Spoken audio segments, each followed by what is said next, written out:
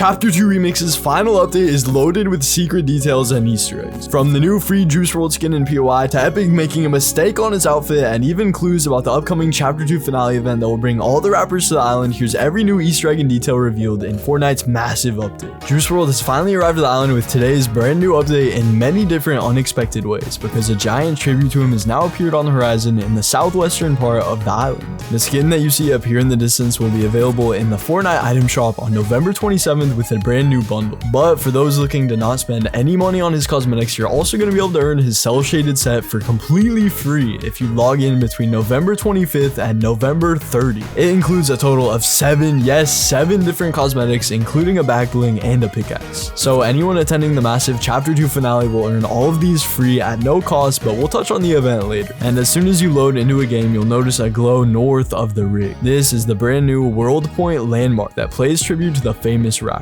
As of right now, there's only a small hill and patches of grass that are painted blue, but in the coming days, it'll slowly expand as the juice waves crash into the island's shore, which by the way, heal you if you stand in them, similar to Slurpee Swamp. There will also be several stages that will not only change the appearance of this location, but also its background music. That's right, because if you get close right now, you can hear an instrumental version of his song Lucid Dreams, but this will alternate every few days with other popular Juice WRLD songs.